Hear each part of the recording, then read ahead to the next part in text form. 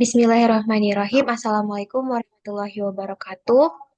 Pertama-tama dan yang paling utama, marilah kita panjatkan puji dan syukur kita terhadap kehadirat Allah Subhanahu wa Ta'ala, di mana atas rahmat dan karunia-Nya sehingga kami bisa kembali berkumpul di dalam Zoom meeting ini untuk menyelesaikan tugas kami.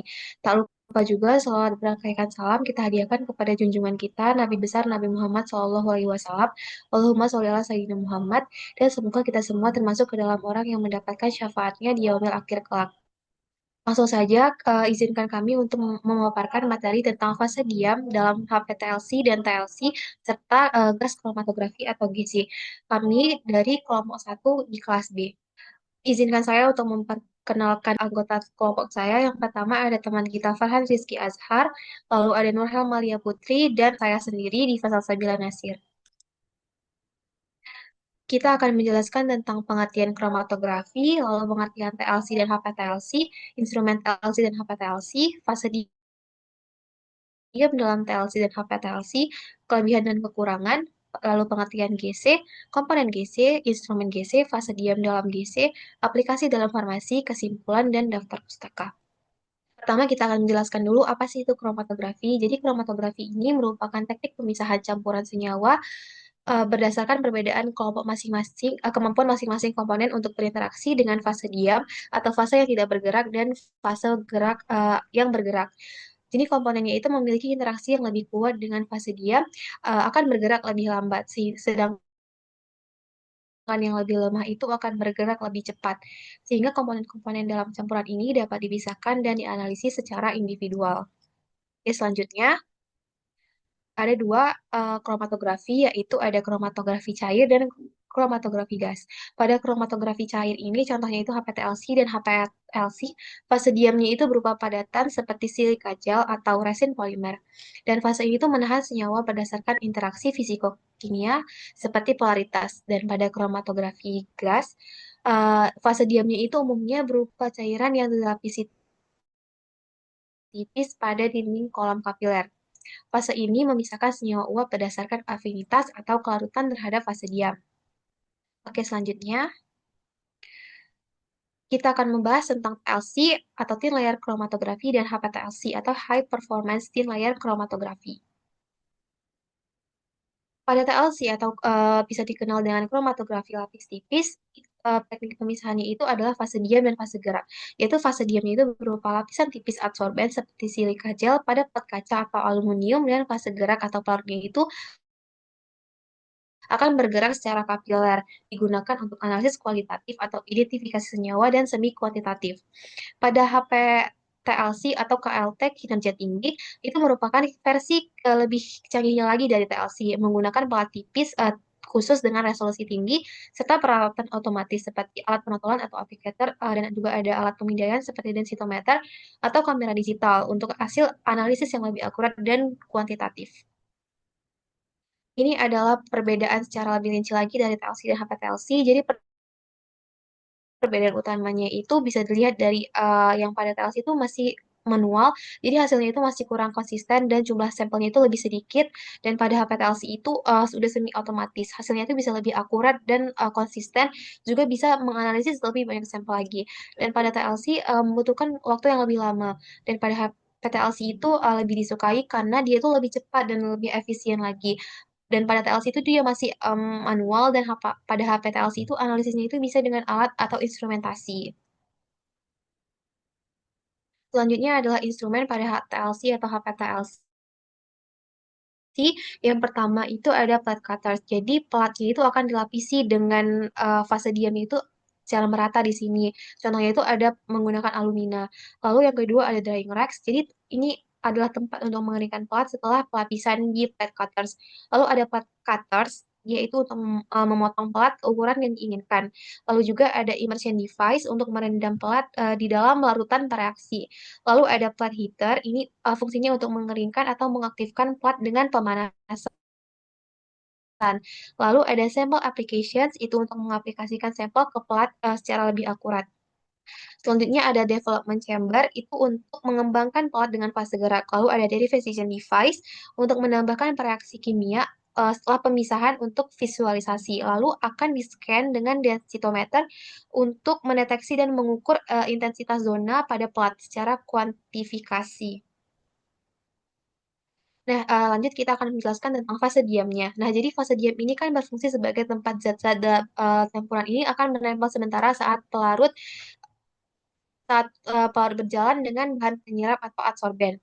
Nah, dua sifat penting yang harus diperhatikan untuk kromatografi ini yaitu ada besar kecilnya atau ukuran, lalu ada homogenitasnya.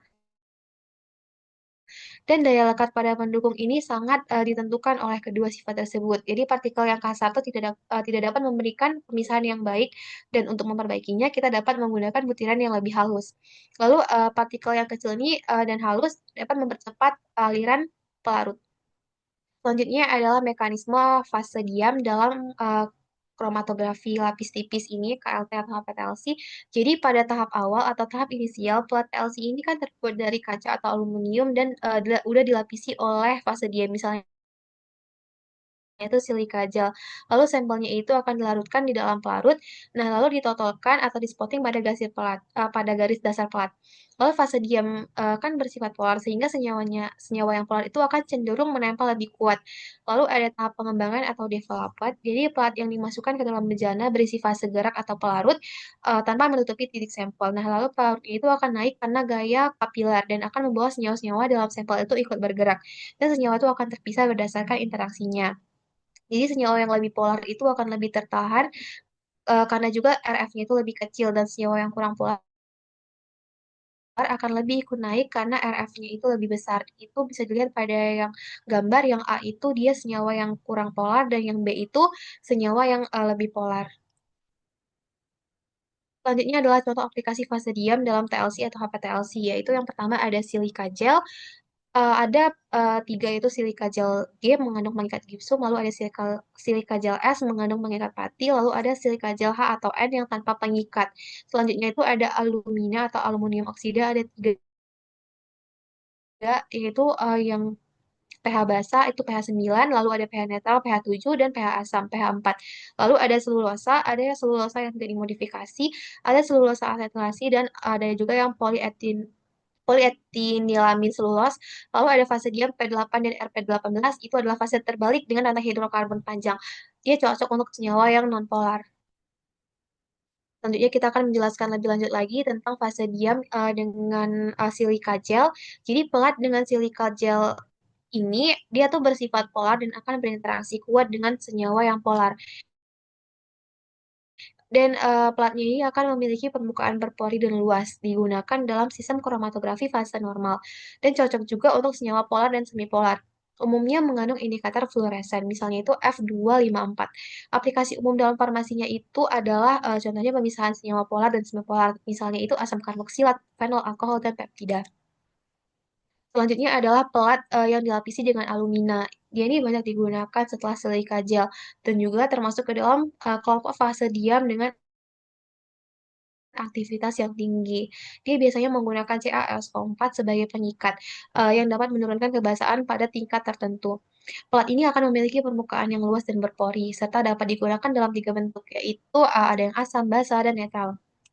Baik, selanjutnya akan dijelaskan lebih lanjut lagi oleh teman kita Farhan Rizky Azhar. Baik, selanjutnya kita masuk jenis plat pada ini. Jenis fase diam pada kromatografi, yaitu selulosa.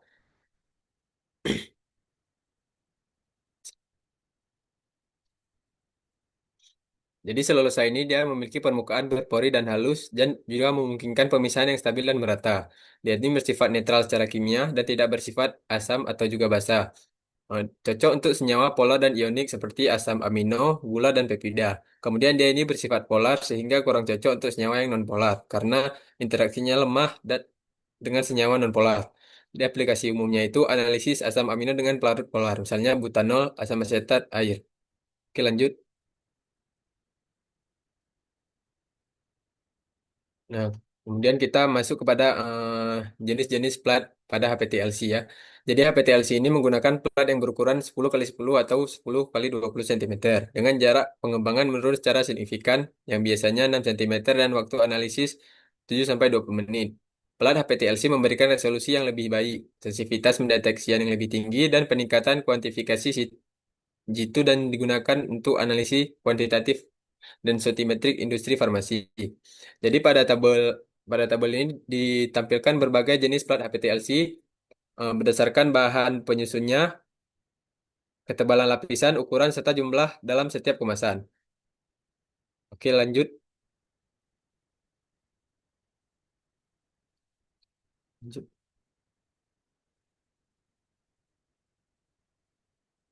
Baik, selanjutnya kita masuk ke kelebihan dan juga kekurangan pada TLC dan HPTLC. Yang pertama itu ada kelebihan TLC. Jadi, kelebihan yang pertama itu ada sederhana dan ekonomis, karena dia merupakan metode analisis yang mudah dilakukan dan tidak memerlukan peralatan yang kompleks. Yang kedua itu mudah dilakukan dengan cepat. Yang ketiga itu fleksibel untuk berbagai aplikasi. Dia ini dapat digunakan pada berbagai jenis senyawa, baik yang organik maupun anorganik. Kemudian yang keempat itu tidak membutuhkan instrumen yang rumit. Karena metode ini itu hanya memerlukan peralatan dasar seperti plat kromatografi, bejana pengembang, dan juga pelarut tanpa memerlukan instrumen yang canggih. Kemudian dia itu efisien untuk analisis kualitatif. Sedangkan untuk kekurangan TLC ini, yang pertama itu resolusinya terbatas karena dia memiliki kemampuan pemisahan yang kurang optimal dibandingkan dengan teknik kromatografi lainnya.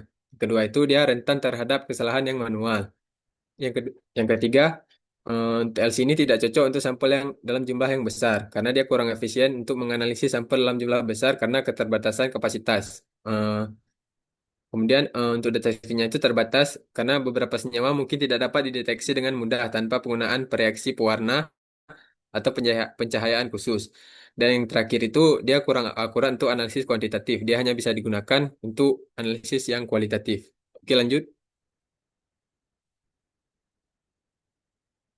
Selanjutnya kita masuk ke kelebihan APTLC. Jadi yang pertama itu resolusi dan sensitivitasnya itu tinggi. Jadi dia karena menggunakan plat dengan partikel yang lebih halus dan ukuran pori yang seragam menghasilkan pemisahan senyawa yang lebih tajam dan deteksi yang lebih sensitif. Yang kedua itu kapasitas kapasitas pemisahan yang lebih baik. Eh, Kemudian yang ketiga analisisnya lebih cepat dan efisien dibandingkan TLC. Yang keempat itu dia dapat menganalisis sampel dalam jumlah banyak. Yang kelima, dia cocok untuk analisis kuantitatif dan juga kualitatif. Baik untuk kekurangan HPTLC ini, yang pertama biayanya itu lebih tinggi karena dia memerlukan investasi awal yang signifikan untuk peralatan seperti aplikator otomatis, densitometer, dan perangkat lunak untuk menganalisis data. Yang kedua itu memerlukan peralatan khusus. Jika dibandingkan dengan TLC yang konvensional, HPTLC ini menggunakan plat khusus dengan partikel yang lebih halus. Jadi untuk yang ketiga ini kebutuhan pelatihan khusus. Jadi untuk pengoperasian alatnya ini membutuhkan teknisi yang terlatih untuk memastikan hasilnya itu optimal. Yang keempat itu membutuhkan bahan yang berkualitas tinggi. Analisis HPTLC memerlukan pelarut dengan kemurnian tinggi dan standar referensi yang berkualitas untuk mendapatkan hasil yang akurat. Kemudian untuk kekurangan yang terakhirnya itu sensitivitasnya itu terhadap kondisi lingkungan. Jadi HPTLC ini sensitif terhadap kondisi lingkungan seperti kelembapan dan juga suhu. Oke, lanjut.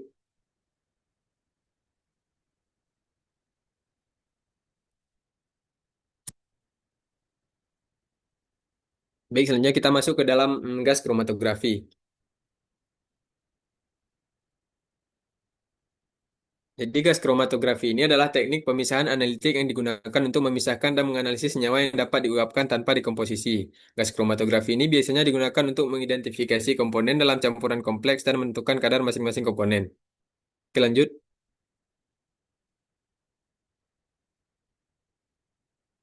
Jadi untuk prinsip kerja dari gas kromatografi ini, yaitu teknik pemisahan dan analisis nyawa yang memanfaatkan perbedaan interaksi antara fase gerak dan fase diam. Fase gerak berupa gas inert seperti helium dan atau nitrogen membawa sampel melalui kolom yang berisi fase diam. Itu lapisan cairan atau padatan yang melapisi dinding kolom. Sampel yang telah diuapkan akan berinteraksi dengan fase diam di dalam kolom.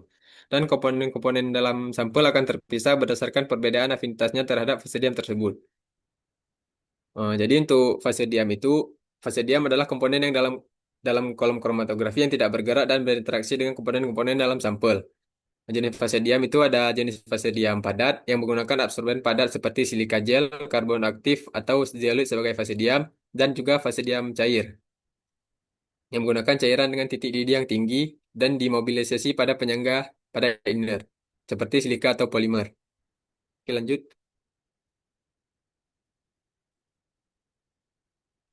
Kemudian kita masuk ke komponen utama gas kromatografi. Jadi yang pertama itu ada injektor yang berfungsi untuk memasukkan sampel ke dalam sistem gas kromatografi. Sampel yang biasanya berbentuk cair akan diuapkan dalam injektor yang dipanaskan. Jadi yang kedua itu ada kolom yang fungsinya itu untuk tempat terjadinya pemisahan komponen-komponen dalam sampel.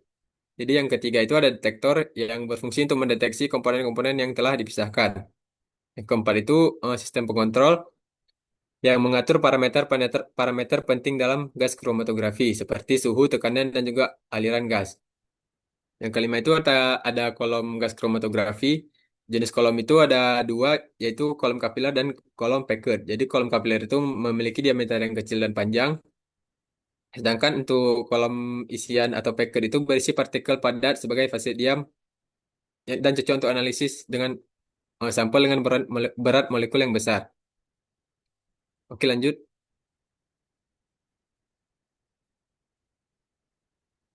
Kemudian ada detektor gas kromatografi. Yang pertama itu ada detektor FID yang sensitif terhadap senyawa hidrokarbon dan banyak digunakan dalam analisis senyawa organik. Yang kedua itu ada detektor capture detector yang sangat sensitif terhadap senyawa yang mengandung halogen seperti pestisida dan senyawa organik halogenasi.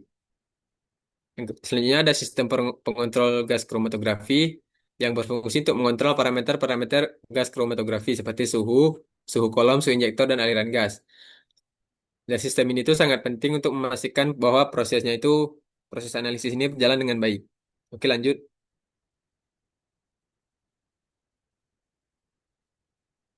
Kemudian untuk desain kolom dalam eh, kromatografi gas, yang pertama berbagai desain kolom itu seperti berkelok, spiral, sirkular, dan spiral persegi telah diuji untuk meningkatkan efisiensi pemisahan.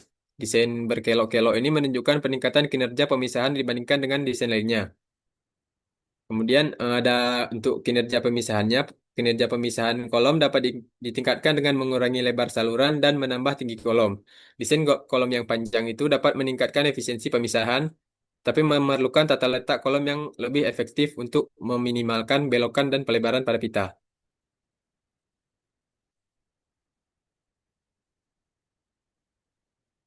Baik, selanjutnya akan dilanjutkan oleh teman kita, Nur Helmalia Putri. Baik, saya akan menjelaskan tentang instrumen gas kromatografi. Nah, dari gambar di samping terdapat pandangan penampang melintang dari berbagai kolom gas kromatografi dan profil terukir. Nah, dari sini kita dapat menjelaskan gambar yang A itu terdapat kolom kapiler berlapis dinding. Dan kolom untuk gambar yang B ada kolom kapiler padat. Gambar yang C itu terdapat kolom multikapiler. Dan untuk gambar yang ke D yaitu ada profil etsa isotropik. Untuk gambar yang E ada profil etsa anisotropik, dan untuk gambar yang F ada mikrokolom berlapis dinding. Untuk di gambar yang G ada mikrokolom padat, dan untuk gambar yang H ada mikrokolom multikapiler, dan yang terakhir untuk gambar yang I ada kolom susunan pilar. Oke, next lanjut.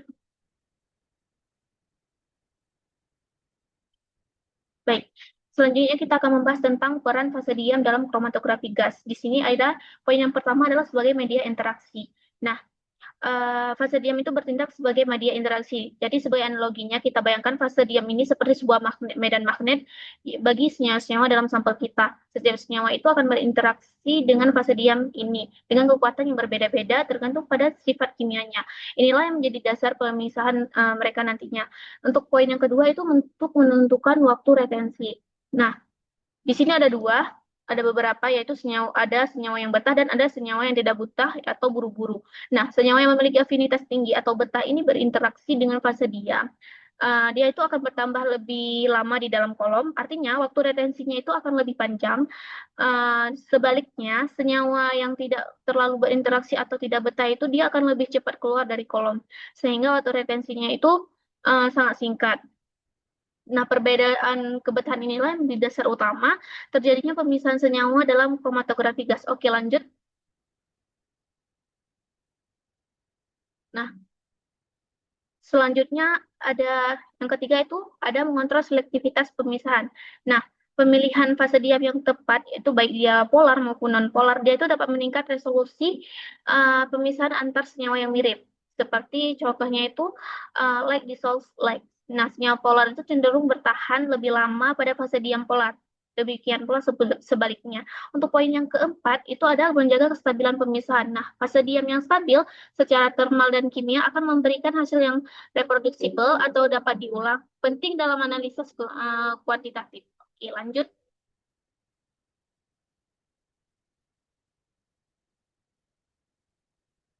Nah, yang terakhir itu ada yang untuk memengaruhi efisiensi kolom. Jadi ketebalan dan jenis fase diam itu mempengaruhi efisiensi kolom, yaitu berupa jumlah piring teoritisnya. Nah, fase diam yang terlalu tebal dia itu pemisahannya itu akan menjadi lambat dan puncaknya itu melebar. Sedangkan pada fase diam yang terlalu tipis, dia itu sensitivitasnya akan menurun. Oke, lanjut.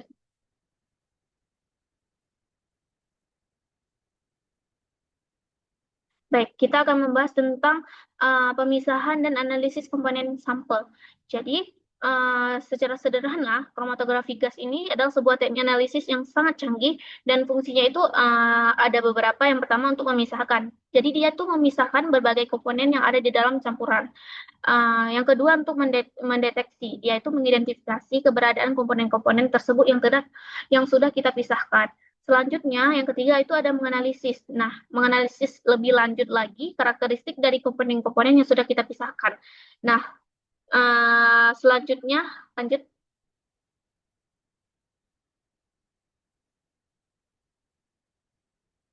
Selanjutnya itu ada jenis fase diam dalam gizi. Nah, fase diam cair dan padat memiliki sifat yang berbeda-beda, sehingga pemilihan fase diam yang tepat itu sangat penting untuk pemisahan yang efektif. Nah, di sini ada fase diam padat. Yang pertama itu ada squalene, ada epinenzol L, dan fase diam cair itu ada metilperisiloksan seperti Se30, DP1, dan ada juga polyethylene glycol seperti Carbowex 20M. Dan selanjutnya ada fase diam semipolar, yaitu contohnya seperti OV17 atau sini disebut dengan metil fenilsiloksan. Oke, lanjut.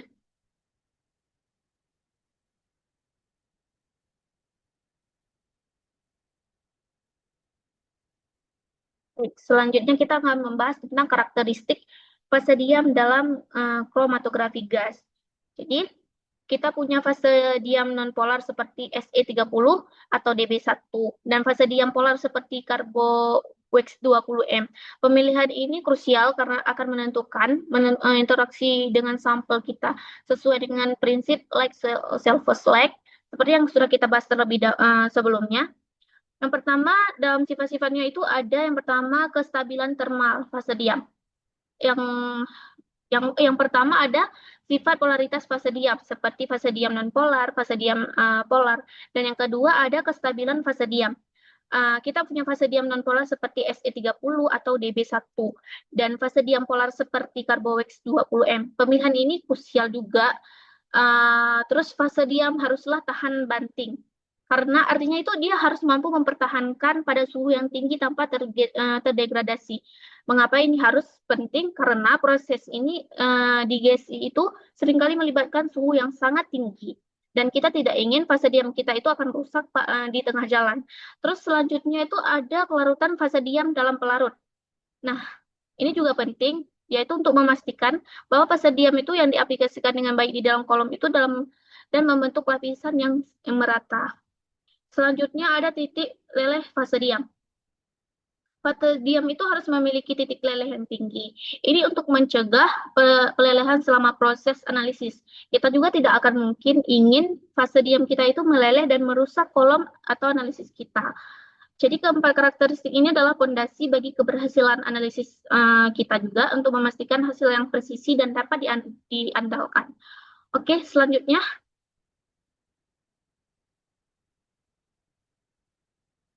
Baik, selanjutnya kita akan membahas tentang pemilihan fase diam berdasarkan jenis senyawa.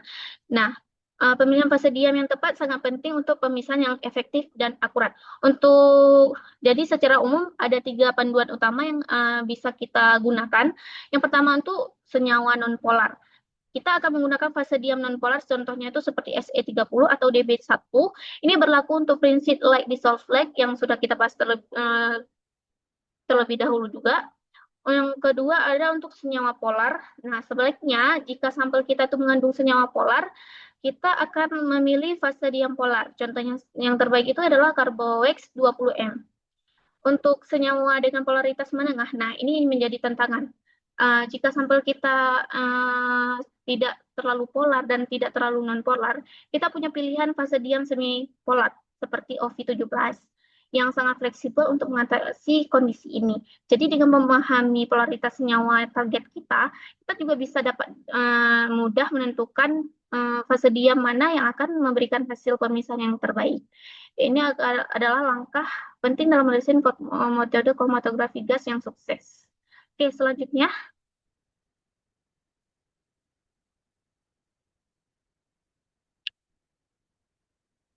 Baik, selanjutnya kita akan membahas tentang contoh aplikasi fase diam dalam kromatografi gas. Nah, fase diam dalam GC itu memiliki berbagai aplikasi dalam analisis kimia. Untuk yang pertama itu dalam analisis senyawa organik lainnya. Nah, misalnya tuh untuk pemisahan hidrokarbon atau senyawa nonpolar, kita sering menggunakan fase diam nonpolar seperti Se30 atau Db1. Ini sangat umum dalam di berbagai industri. Selanjutnya dalam pemantauan lingkungan, seperti mengidentifikasi polutan dari udara atau air. Nah, pemilihan fase diam ini haruslah yang sesuai dengan jenis polutan yang ingin kita deteksi. Ketepatan pemilihan ini sangat krusial untuk melindungi lingkungan kita. Kemudian, untuk analisis minyak atsiri yang seringkali mengandung campuran senyawa dengan polaritas yang beragam, fase diam semipolar seperti OV17 itu adalah pilihan yang sangat efektif untuk memisahkan komponen-komponen yang kompleks. Dan yang terakhir untuk analisis pestisida yang seringkali merupakan senyawa polar. Fase diam polar seperti Carbo 20M menjadi pilihan utama untuk memastikan deteksi dan kualifikasi atau kuantifikasi yang akurat. Jadi dari sini kita bisa melihat bahwa pemilihan fase diam yang tepat adalah kunci untuk membukakan pintu berbagai aplikasi penting dalam analisis kimia, mulai dari industri, lingkungan, hingga keamanan pangan. Oke, selanjutnya.